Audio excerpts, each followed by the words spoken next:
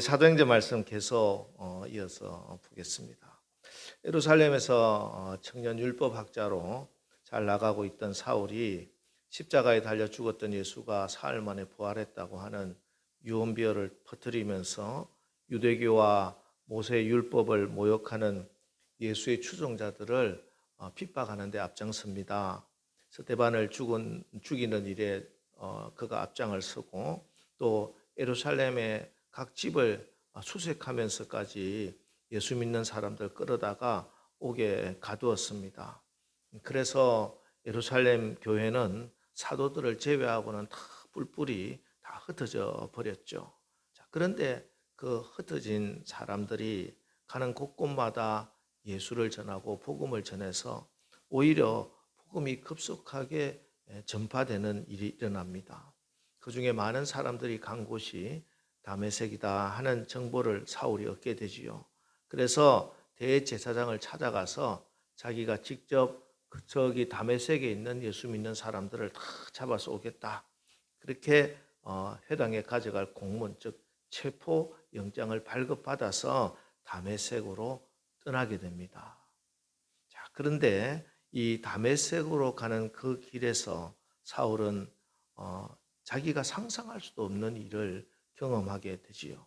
갑자기 하늘에서 강렬한 빛이, 태양보다 더 강한 빛이 내리쬐더니 그 빛이 사울을 휘감아 버렸습니다. 얼마나 그 빛이 강렬했던지 사울이 서 있을 수도 없었어요. 땅에 엎드러집니다. 그때 하늘로부터 소리가 들립니다. 사울아, 사울아, 내가 어찌하여 나를 박해하느냐. 이 음성이 정확하게 누구인지는 알 수 없어도 직감적으로 사울은 하나님의 음성이구나 하고 느낍니다. 그래서 당신은 누구십니까? 이렇게 묻지를 않고 주여 누구시니까? 퀴리에 주여. 여기 주여라고 하는 말은 단순한 존칭이 아니에요. 유대인들은 하나님의 이름이 거룩한 이름이기 때문에 지금 이제 우리가 여호와 혹은 야훼라고 하는 그 이름 있잖아요.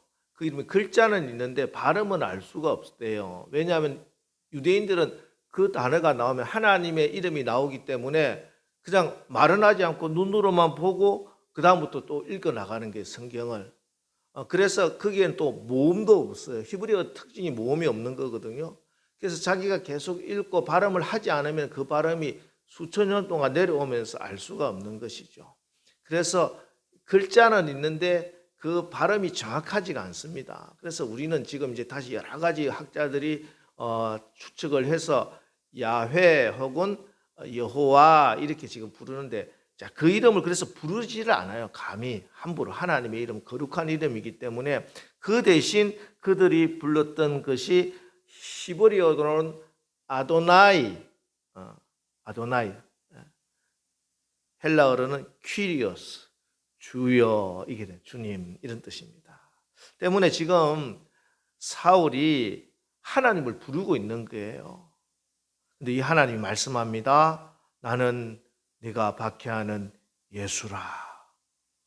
이렇게 사울은 자기에게 빛으로 임하시고 자기 이름을 불러주시는 그 하나님이 예수라고 하는 사실에 엄청난 충격을 받게 되겠죠. 그래서 그 충격으로 시력도 잃어버리고 사흘 동안 식음을 전폐할 정도였습니다. 이렇게 사울은 이 다메섹으로 가는 길에서 예수님의 부름을 받고 예수님을 만납니다. 그리고 주님은 사울에게 다메섹 시내로 들어가라 하셨고 이미 눈이 먼 사울은 사람의 손에 이끌려서 다메섹으로 들어가 사흘 동안 보지도 못하고 먹지도 마시지도 못하면서 지내고 있었습니다. 한편 그때 우리 하나님은 다메섹에 있던 주의 제자 아나니아에게 나타나셔서 일어나 집 가라 하는 거리로 가서 유다의 집에서 다소 사람 사울이라 하는 사람을 찾아라. 그가 기도하는 중이라 이렇게 말씀을 해 주십니다. 그러니까 사흘 동안 사울은 먹지 않으면서 금식하면서 기도하고 있었던 것이겠죠. 자, 이렇게 금식 기도를 하는 가운데 지난주에 말씀드렸다시피 사울의 생각과 삶 속에 뼛속까지 깊이 묻혀 있는, 새겨져 있는, 뿌리를 내리고 있는 유대 율법주의 세계관을 그 뿌리채 뽑고 그의 인생의 뿌리를 새로운 땅, 예수 그리스도의 은혜의 복음의 땅에 심기고 있었던 것입니다. 자, 이 모든 일은 다 하나님이 하신 일입니다. 전적인 하나님의 은혜예요. 사울이 하나님의 자녀가 되는 이 구원의 역사에 사울이 한 것은 아무것도 없습니다. 그죠? 자격이 있어서 사울이 구원받은 것도 아니에요. 오히려 사울은 로마서에서 스스로 고백하듯이 자기가 하나님과 원수되었을 때 하나님의 아들 예수 그리스도께서 십자가에서 죽으심으로 말미암아 그의 모든 죄를 과거와 현재와 이제 미래에 지을 모든 죄까지도 다 속량해 주셨고 이루신 그 구원을 선물로 받은 겁니다. 그래서 이미 우리에게 주신 이 구원의 선물을 나는 이제 받는 일만 남아 있어요. 그게 뭐냐? 요한복음 1장 12절 우리 다 같이 한번 믿음으로 고백합니다. 시작. 영접하는 자 곧 그 이름을 믿는 자들에게는 하나님의 자녀가 되는 권세를 주셨으니 복음의 소식을 믿고 그 믿음으로 예수 그리스도를 나의 주님으로 영접하는 것입니다. 받아들이는 것입니다. 마음을 열고 주님 나에게 와서 나의 주인이 되어 주십시오 초청하는 거예요. 이게 영접하는 거고 믿는다는 겁니다. 다시 말씀드립니다. 예수님을 영접한다는 것은 내가 종업을이나 하인을 고용하는 게 아니에요. 나의 주인님을 모시는 겁니다. 그동안 내가 주인이 되어 살았지만 이제는 내가 순종해야 될 주인을 모시는 거예요.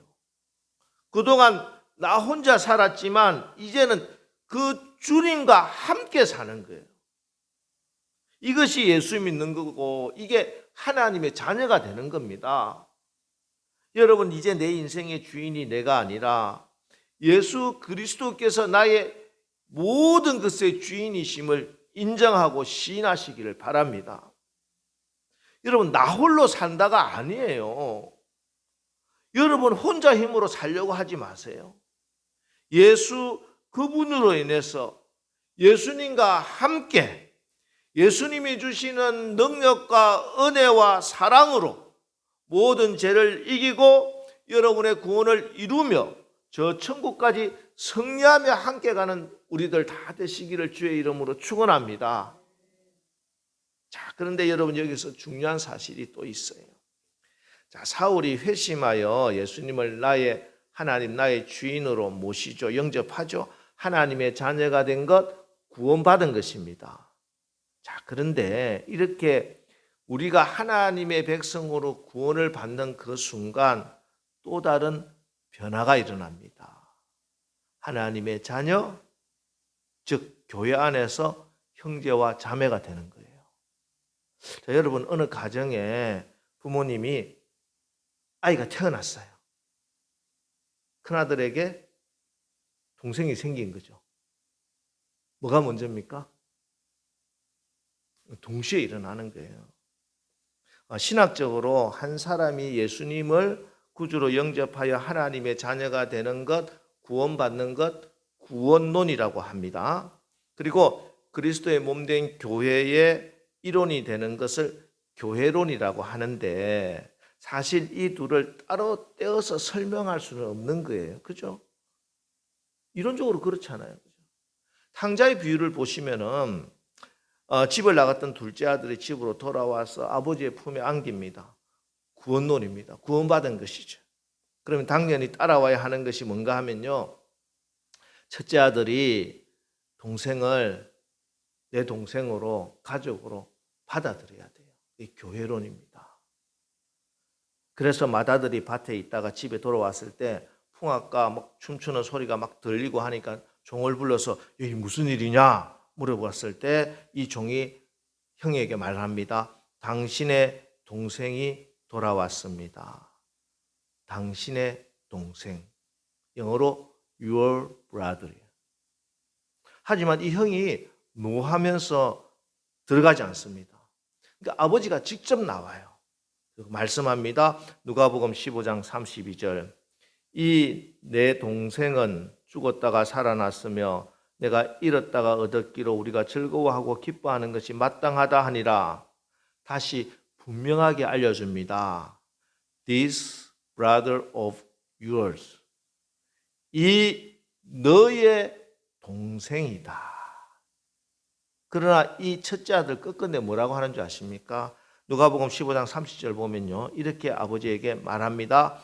아버지의 살림을 장녀들과 함께 삼켜버린 이 아들이 돌아오매 이를 위하여 살찐 송아지를 잡으셨나이다. 이 아들, 이 우리 성경은 번역이 명확하지 않는데 영어 성경이나 원어를 보면 분명하고 명확하게 번역하고 있습니다. This son of yours. 당신의 이 아들입니다. 무슨 말입니까? 이게 당신은 아버지를 이야기하는 것이에요. 그래요. 아버지 아들인지는 모르겠지만 내 동생은 아니라는 거예요. 그래서 제가 이 누가복음 본문 설교하면서 누가 진짜 탕자인가? 누가 진짜 잃어버린 아들인가? 이 말씀을 드린 적이 있습니다. 그렇습니다. 우리가 believing, 예수를 믿고 하나님의 자녀가 되면은 동시에 belonging, 하나님의 가족 교회의 일원이 되는 것입니다. 이거 따로 떼어놓을 수가 없어요. 이론적으로는 이게 동시에 일어나야 됩니다. 물론 현실적으로 시간적으로 차이가 있을 수 있어요. 바울에게는 believing, 그죠? 예수 믿고 하나님의 자녀가 되는 것이 먼저였어요. 시간적으로는. 그리고 나서 belonging, 하나님의 가족 교회의 일원이 되는 절차를 밟고 있습니다. 그러나 하나님의 나라에서는 이 동시에 일어난 거예요. 우리의 현실에서는 그게 어느 것이 먼저 있고 늦고 이런 일이 조금 차이가 있을 수 있지만 반면에 우리 지금 한국 교회 우리와 같은 현실에서는 오히려 belonging, 하나님의 가족 교회의 일원이 되는 경우가 더 많은 것 같습니다. 아직 예수님을 인격적으로 구주로 영접하지 않았는데 교회 나오는 거예요. 가정의 평화를 위해서. 이렇게 교회 나오는 사람도 많이 있습니다. 제가 중국에 있을 때는 특별히 교회 점심 먹으러 오시는 분들이 많았어요. 왜냐하면 그 도시는 한국 사람이 직접 운영하는 한인 식당이 없었어요. 한국 식당이. 다 조선족들이 하고 해서 한국 분들이 직접 만드는 진짜 한국 음식은 교회에 와야만 먹을 수 있는 거야. 그래서 점심 먹으러 오시는 분들이 있었어요. 점심을 먹으러 오시면은 점심 먹고 그냥 가기는 그러니까 예배를 드리는 거예요. 앉아서.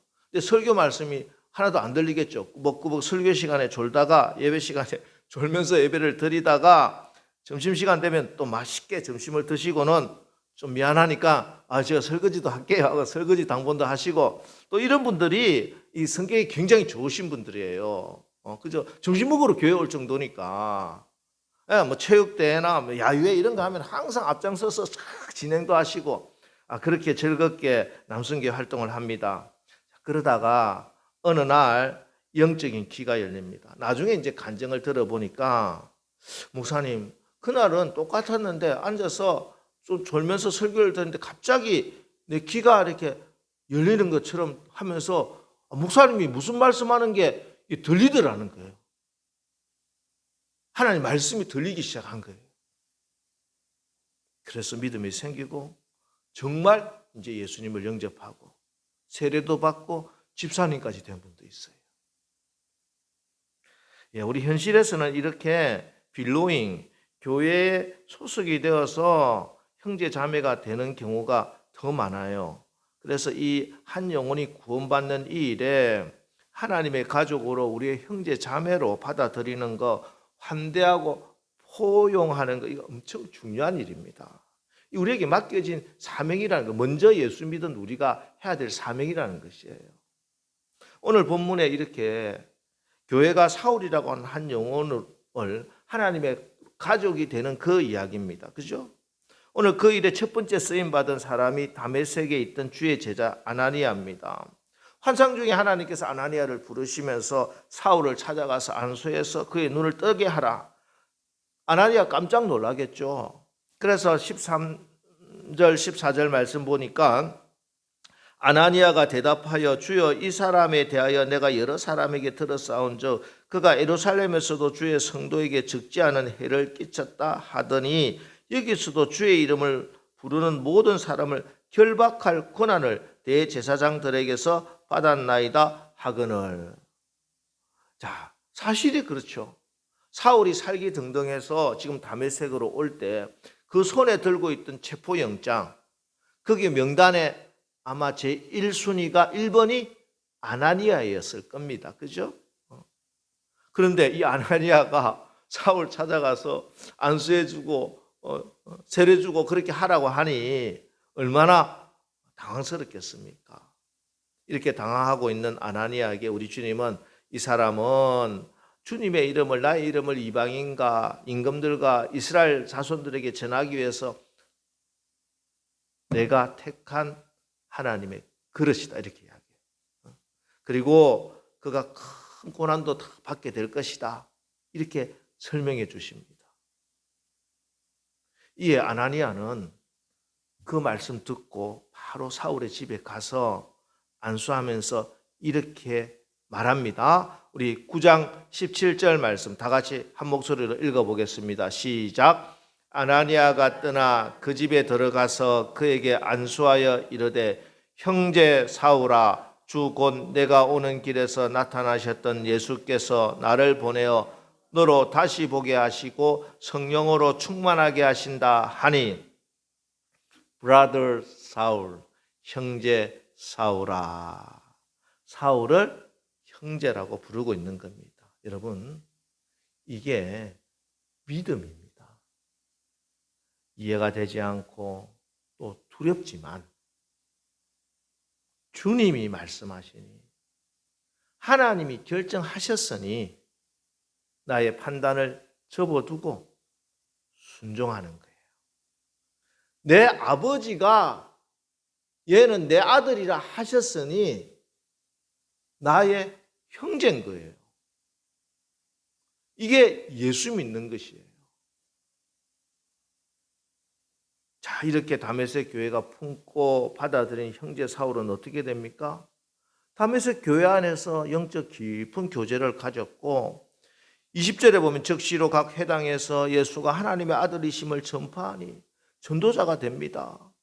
다메섹 도성 사람들이 술렁입니다. 그러자 22절에 사울은 힘을 더 예수를 그리스도라 증언하여 다메섹에 사는 유대인들을 당혹하게 하니, 얼마나 강력하게 복음을 전파했던지 다메섹 유대인들이 막 당황을 하고 막 사울에 대해서 배신자라고 분노하기 시작합니다. 그래서 결국 다메섹 유대인들이 사울을 죽이려고 하는 데까지 이르게 되죠. 자, 그렇게 되자 25절에 보면은 그의 제자들이 밤에 사울을 광주리에 담아 성벽에서 달아 내리니라. 여기 그의 제자들, 이게 이제 다메섹에 있던 교인들인지 혹 그 사이에 벌써 사울을 통해서 복음을 듣고 예수님을 영접한 사람인지는 명확하지 않지만 어쨌든 이렇게 예수 안에서 한 형제 자매된 다메섹 교인들의 도움으로 사울은 밤에 광주리를 타고 성벽을 내려와 피신을 하게 됩니다. 사울 한 사람을 진정 내 형제로 나의 가족으로 받아들이고 나니 하나님의 역사는 들불처럼 일어나기 시작하는 거예요. 그리고 이어지는 9장 26절 말씀을 보면은 사울이 예루살렘에 가서 제자들을 사귀고자 하나 다 두려워하여 그가 제자됨을 믿지 아니하니, 여기서 이제 보면 다메섹에서 광주리 타고 내려와서 예루살렘으로 간 것처럼 이렇게 우리가 생각하기 쉬운데 사실은 그런 것은 아니고요. 갈라디아서를 보면은 바로 예루살렘으로 간 것이 아닙니다. 갈라디아 1장 17절 18절 말씀 보면요. 또 나보다 먼저 사도된 자들을 만나려고 예루살렘으로 가지 아니하고 아라비아로 갔다가 다시 다메섹으로 돌아갔노라. 그 후 3년 만에 내가 게바를 방문하려고 예루살렘에 올라가서 그와 함께 15일을 머무는 동안, 여기 게바는 베드로를 이야기하는 것입니다. 이 말씀 보면요, 적어도 3년이라고 하는 기간이 이 한 절 사이에 있는 것이 25절, 26절 사이에 3년이라고 하는 기간이 있는 것이고, 이 기간 동안에 많은 학자들은 아라비아 광야입니다. 사막 지역이에요. 그 광야에 가서 사울이 깊은 영성 수련을 가졌다고 보고 있습니다. 이때 주님을 만나서 고린도전후서 12장에서 간증하고 있는 셋째 하늘, 즉 삼층천에 올라가는 그런 놀라운 체험, 또 주님으로부터 많은 계시를 받게 되는 그 일을 했을 것이다, 이렇게 생각을 하고 있죠. 어쨌든 이렇게 3년이 지난 후에 사울이 예루살렘 교회를 찾아왔습니다. 하지만 3년이라고 하는 기간이 지나서도 벌써 이 사울에 대한 선입견과 사울에 대한 두려움이 얼마나 컸던지 예루살렘 교회가 문을 열어주지 않는 거예요. 받아주지를 않는 겁니다.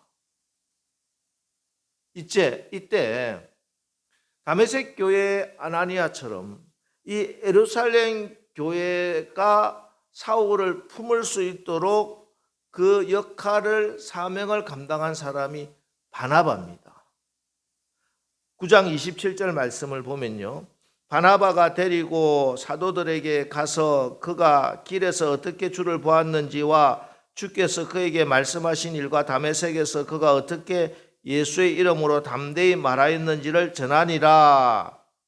이렇게 다메섹 교회 아나니아, 또 예루살렘 교회 바나바, 이들이 사울을 형제로, 하나님의 가족으로 받아들이도록 역할을 감당함으로 인해서 사도행전의 역사가 이어지게 되는 것이죠. 만약 예루살렘 교회가 사울을 받아들이지 않았으면 여기서 끝나는 겁니다. 그들의 그 넓은 마음으로 사울을 받아들임으로, 내 형제로, 내 가족으로 받아들임으로 사도행전이 이어지고 오늘 우리가 여기에 있는 거예요.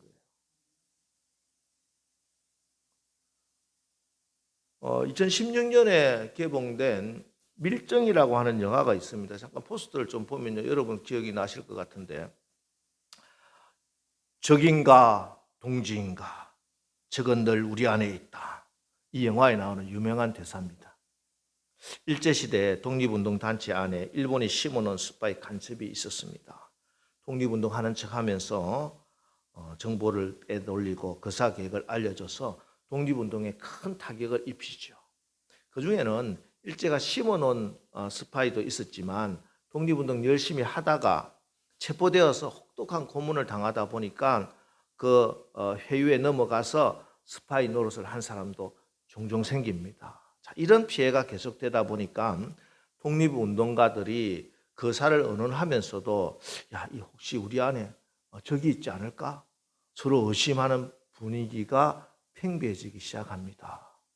나중에 누군가 일본 경찰에 잡혀갔다가 풀려나면은 혹시 저 사람 변절한 거 아니야? 거래한 거 아니야? 조직에서 받아주지를 않아요. 이 사람이 그 고문도 이겨나면서 끝까지 변절하지 않고 나왔을 때 얼마나 억울하겠습니까? 그죠? 그래도 밀정한 사람 때문에 조직이 위험해지고 생명의 위협을 받는 상황에서 조심하는 것 당연하다 싶습니다. 그런데요, 이런 분위기가 계속되면서 이 독립운동이라고 하는 것 자체가 밀정이라고 하는 것보다는, 밀정으로 인한 타격보다는 서로를 믿지 못하고 의심하는 내부의 균열로 인해서 무너지게 되는 거예요. 사실 야망과 폭력, 일본 제국주의 야망과 폭력의 시대죠. 초대교회 시절 야망과 폭력의 시대. 이 시대에 그 조직을 무너뜨리려고 하는 악한 세력들의 공격은 언제나 있습니다. 아니, 초대교회 이후에 교회 역사는 언제나 교회를 파괴하려는 사단 마귀가 우는 사자처럼 산기자를 찾고 있는 야망과 폭력의 시대입니다. 지금 우리도 마찬가지입니다. 눈에 보이는 물리적인 핍박은 없는 것 같지만 온갖 사상과 이론들, 언론, 또 소위 인권법 이런 것들로 교회와 복음을 무너뜨리려는 사단의 계교는 더 강해지고 강해지고 있습니다. 저는 이번 주 말씀을 읽고 묵상하면서 이 악한 시대에 우리 교회 또 우리 한국 교회에 꼭 필요한 사람이 오늘 다메섹 교회 아나니아 그리고 예루살렘 교회 바나바 같은 분이구나, 이런 깨달음이 왔습니다. 여러분, 우리가 서로 의심하고 경계함으로 어느 정도 피해는 줄일 수 있어도 악을 이길 수는 없습니다. 배신당할 수도 있고 상처받을 수도 있지만 믿고 받아들이는 것, 그것이 결국에는 하나님 나라를 지키는 힘이고 그것이 우리 예수님이 걸어가신 길이시고 그것이 우리 주님의 명령입니다. 우리 예수님요, 가룟 유다가 배신할 줄 몰랐을까요? 다 알고 계시겠죠. 그런데 보면요, 성경에 보면은 마지막 만찬, 목요일 저녁에 그 마지막 만찬, 내일 새벽이면은 예수님 십자가에 달려져요.